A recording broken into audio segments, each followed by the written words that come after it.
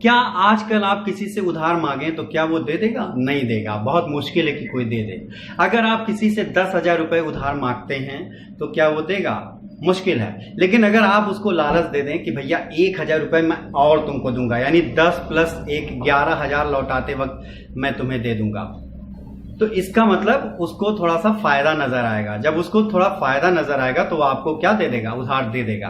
अब जो उधार आप उससे मांग रहे हैं 10,000, इसी को ही हम लोग उसका क्या कहेंगे? मूलधन। इसी को ही उसका क्या कहेंगे? मूलधन। और जो 1,000 रुपए आप उसको लालच दिखा रहे हैं उधार के अलावा, इसी को कहते हैं ब्याज। तो आज हम लोग पढ़ने जा रहे हैं साधारण ब्याज या सिंपल इंटरेस्ट। तो उधार के रूप में जो आप पैसा उस व्यक्ति से मांग रहे हैं उसको मूलधन कहते हैं, और जो आप उसको लालच दे रहे हैं कि 1,000 और हम देंगे, उसी को हम क्या कहते हैं? ब्याज। लेकिन जब आप उसको लौटाएंगे, चुकाएंगे, तो 10 और 1 कितना हो गया? 11,000। 10,000 और 1,000 11,000, यानी मूलधन प्लस ब्याज। इसी मूलधन प्लस ब्याज यानी 11,000 को ही हम लोग क्या कहते हैं? मिश्र धन कहते हैं। क्या कहते हैं? मिश्र धन कहते हैं। इसको हम लोग प्रिंसिपल या प्रिंसिपल अमाउंट भी कहते हैं, इसको हम लोग इंटरेस्ट भी कहते हैं, और मिश्र धन को हम क्या कहते हैं? अमाउंट कहते हैं। तो अभी तक हमने क्या जाना? मूलधन, मिश्र धन और ब्याज। लेकिन हमने केवल ब्याज जाना, लेकिन साधारण ब्याज क्या होता है जो हम पढ़ने जा रहे हैं? सिंपल इंटरेस्ट क्या होता है? तो देखिए, साधारण ब्याज का मतलब ये होता है ऐसा ब्याज जो केवल मूलधन के लिए जोड़ा जाए, यानी कि केवल इसी के रिस्पेक्ट में जब आप ब्याज निकालते हैं तो उसी को ही हम क्या कहते हैं? साधारण ब्याज। अब साधारण ब्याज को और सरल भाषा में समझते हैं क्या होता है। अब साधारण ब्याज को हम और आसानी से समझते हैं एक प्रश्न के माध्यम से। एक व्यक्ति ने रुपए 10,000 उधार 1 वर्ष के लिए 10% वार्षिक दर पर लिया। एक आदमी है जो 10,000 रुपए उधार लिया 1 साल के लिए, और 10% उसको देना है। तो यहां पे कुछ नहीं करना है, आपको 10,000 ले लेना है और 10% मतलब 10/100 करना है, और 2 0 से 2 0 कट गया तो ये कितना आया? 1,000। यानी अगर कोई आदमी 10,000 रुपए उधार लिया 1 साल के लिए और 10% उसको देना है, तो यानी वो 1,000 रुपए क्या देगा? ब्याज देगा। यानी 10,000 तो वो लिया ही है, उसके अलावा वो ब्याज के रूप में कितना देगा? 1,000। यानी 10 से 11, कुल लौटाएगा कितना? 11,000। लेकिन अगर वो 2 वर्ष के लिए लिया, मान लीजिए 2 वर्ष के लिए अगर लेता है, तो यही एक पहले साल कितना था? 1,000। तो 2 वर्ष के लिए एक और 1,000 आप जोड़ दीजिए, यानी पहले साल के लिए 1,000 जो अभी निकाले, और दूसरे साल के लिए फिर वही 1,000, यानी बढ़ेगा नहीं, वही चलेगा। और यहां अगर 3 वर्ष कर दें तो फिर 1,000। तो इसी को कहते हैं साधारण ब्याज। ये जो 10,000 है, इसी पर हर वर्ष, पहले वर्ष, दूसरे वर्ष, तीसरे वर्ष, यानी ये बदलेगा नहीं, इसी 10,000 पर हर वर्ष ऐसे 1,000 बढ़ता जाएगा। इसीलिए कहते हैं साधारण ब्याज ऐसा ब्याज जो केवल मूलधन के लिए जोड़ा जाता है। यहाँ 10,000 क्या था? मूलधन। यानी प्रत्येक वर्ष वही रहेगा, बदलेगा नहीं, एकदम फिक्स रहता है। इसी को हम साधारण ब्याज कहते हैं। अब हम देखते हैं साधारण ब्याज।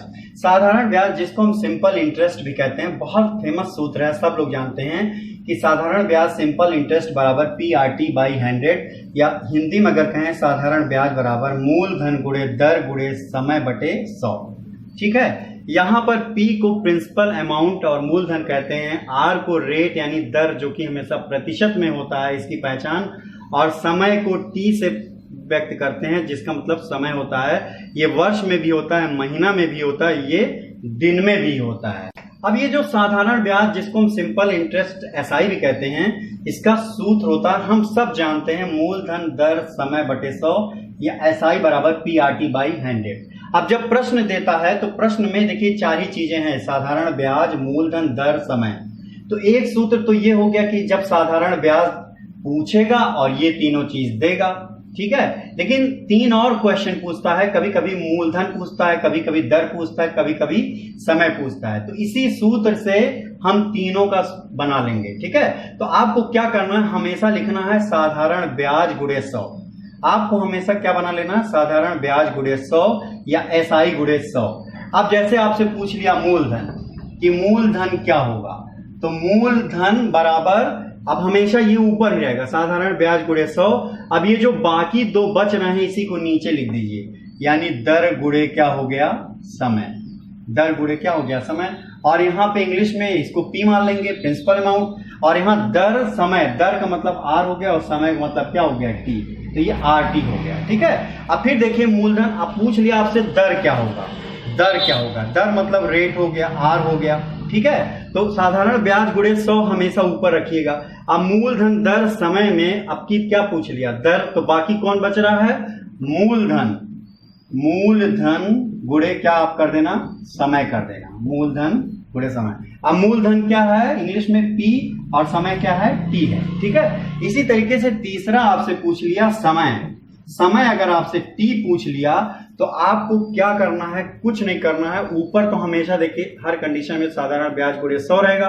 समय पूछ लिया तो समय यहां अगर लिख दिया गया तो कौन कौन बचा, मूलधन गुणे दर, जो बचा उन्हीं को उतार दीजिए, ठीक है। और अब इसकी यहां इंग्लिश में भी इसको लिख दीजिए, ये पी हो गया, आर हो गया। तो इस तरीके से देखिए कितने आसानी से हमने एक ही सूत्र से बाकी 3 सूत्र भी बना लिए। ऊपर साधारण ब्याज गुणे 100 सब में रहेगा, और इन तीनों में जो पूछेगा यहां रहेगा, बाकी दोनों नीचे रहेंगे, ठीक है।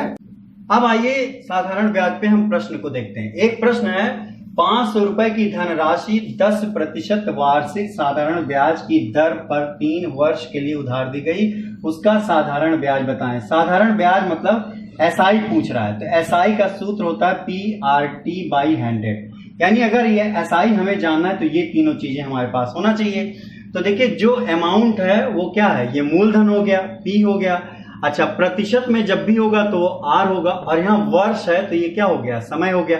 तो कुछ नहीं करना, इसी सूत्र में रख देंगे, SI = PRT/100। तो P क्या है, रुपए, मूलधन कितना है 500, आर प्रतिशत वाला हमेशा आर होगा, 10 हो गया, और टाइम कितना है 3 है, 3 कर दीजिए, और बटे क्या होता है हमेशा 100 होता है, ठीक है।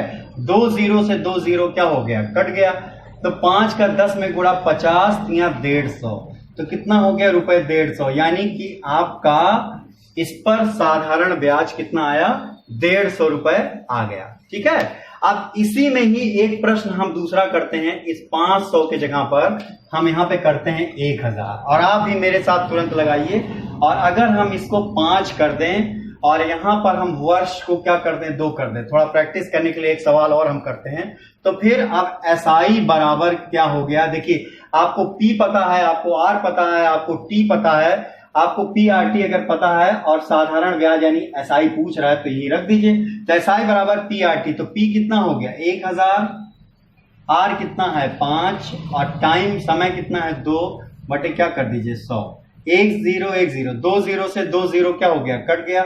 अब 10 पचे 50 दूनी 100, रुपए 100, यानी कि इसका साधारण ब्याज कितना आ गया, 100 रुपए। अब नेक्स्ट टाइप के प्रश्न को देखते हैं।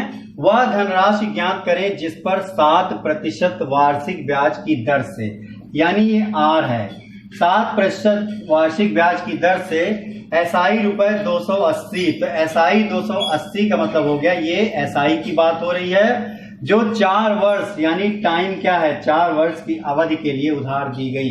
इसमें क्या कहा, वह राशि ज्ञात कीजिए, यानी इस बार P की बात कर रहा है। तो P का सूत्र क्या बनेगा, P बराबर मैंने क्या बताया था, ऊपर SI गुणे क्या होगा 100 होगा, और नीचे 2 बच रहे हैं R, और क्या होगा T होगा। तो SI के जगह पे हम क्या लिख देंगे, 280 गुणे 100, और RT, R क्या है 7 है, और T क्या है 4 है। तो ये हो गया 280 गुणे 100 बटे 7 चौक 28, 28 हो गया।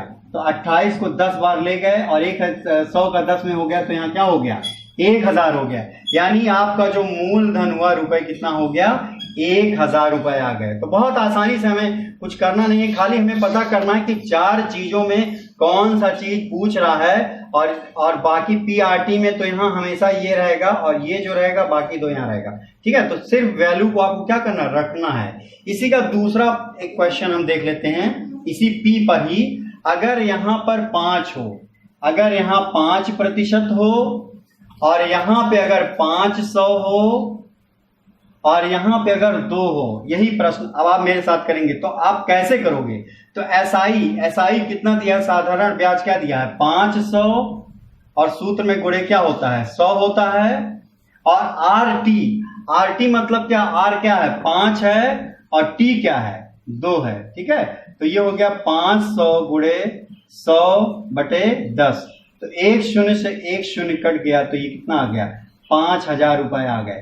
तो कुछ नहीं करना है, केवल आपको देखना है क्या चीज दिया है और क्या चीज पूछ रहा है, और सूत्र बनाने के बारे में मैंने बता दिया और केवल पुटअप करना है, केवल रखना है। तो बहुत आसानी से ऐसे आप देखेंगे। अब इस प्रश्न को देखते हैं। साधारण ब्याज की किस वार्षिक दर पर, देखिए किस वार्षिक दर पर, इस बार वार्षिक दर मतलब रेट, यानी आर पूछ रहा है आपसे, ध्यान दीजिएगा आर पूछ रहा है। साधारण ब्याज की किस वार्षिक दर पे ₹500, यानी ये पी हो गया, अमाउंट पी है और टाइम क्या है यहाँ पे टी है।